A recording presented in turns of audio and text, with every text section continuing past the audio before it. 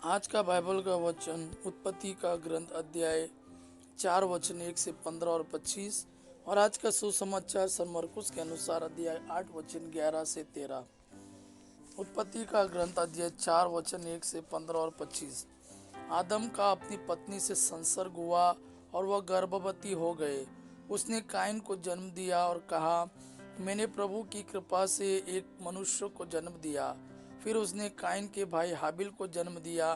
हाबिल भेड़े बकरियों का चरवाहा बना और काइन खेती करता था।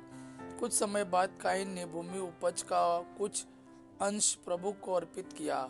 हाबिल ने भी अपनी सर्वोत्तम भेड़े को के पहलौठे मेमने को प्रभु को अर्पित किया। प्रभु ने हाबिल पर प्रसन्न होकर उसकी भेंट स्वीकार की, किंतु उसने काइन और उसकी भेंट को अस्वीकार किया। काइन बहुत क्रुद्ध हुआ और उसका चेहरा उतर गया। प्रभु ने काइन से कहा, तुम क्यों क्रोध करते हो और तुम्हारा चेहरा उतरा हुआ क्यों है? जब तुम भला करोगे तो प्रसन्न होगे, यदि तुम भला नहीं करोगे तो पाप हिंसक पशु की तरह तुम पर झपटने के लिए तुम्हारे द्वार पर घात लगा कर बैठेगा। क्या तुम उसका दमन कर सकोगे? काइन ने अपने भाई हाबिल से कहा, हम टहलने चले। बाहर जाने पर काइन ने हाबिल पर आक्रमण किया और उसे मार डाला। प्रभु ने काइन से कहा, तुम्हारा भाई हाबिल कहाँ है? उसने उत्तर दिया, मैं नहीं जानता। क्या मैं अपने भाई का रखवाला हूँ? प्रभु ने कहा, तुमने क्या किया? तुम्हारे भाई का रक्त भूमि पर से मुझे पुकार रहा है। भूमि ने मुंह फैलाकर तुम्हारे भाई का रक्त ग्रहण किया जिसे तुमने बहाया है। इसलिए तुम शापित होकर उस भूमि से निर्वासित किए जाओगे। यदि तुम उस भूमि पर खेती करोगे तो वह कुछ भी पैदा नहीं करेगी। तुम आवारे की तरह पृथ्वी पर मारे मारे फिरोगे। तब काइन ने प्रभु से कहा, मैं यह दंड नहीं सह सकता।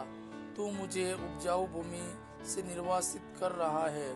मुझे तुझसे दूर रहना पड़ेगा। मैं आवारे की तरह पृथ्वी पर मारा मारा फिरूंगा और भेंट होने पर कोई भी मेरा वध कर देगा। नहीं, जो काइन का वध करेगा उससे इसका 7 गुना बदला लिया जाएगा। कहीं ऐसा न हो कि काइन से भेंट होने पर कोई उसका वध करे। इसीलिए प्रभु ने काइन पर एक चिन्ह अंकित किया। आदम का अपनी पत्नी से संसर्ग हुआ। उसने पुत्र प्रसव किया और उसका नाम सेट रखा। उसने कहा, काइन ने हाबिल का वध किया, इसलिए प्रभु ने उसके बदले मुझे एक अन्य पुत्र प्रदान किया। आज का सुसमाचार सन मरकुस के अनुसार अध्याय 8 वचन 11 से 13। फरीसी आकर ईसा से विवाद करने लगे। उनकी परीक्षा लेने के लिए वे स्वर्ग की ओर का कोई चिन्ह मांगते थे। ईसा ने गहरी आह भर कर कहा, यह पीढ़ी चिन्ह क्यों मांगती है? मैं तुम लोगों से यह कहता हूँ, इस पीढ़ी को कोई भी चिन्ह नहीं दिया जाएगा। इस पर ईसा उन्हें छोड़कर नाव पर चढ़े और उस पार चले गए। यह प्रभु का वाणी है। प्रभु को धन्यवाद। आबा पिता की महिमा और पुत्र यीशु का प्रेम आप पर सदा सर्वदा बना रहे। आमीन।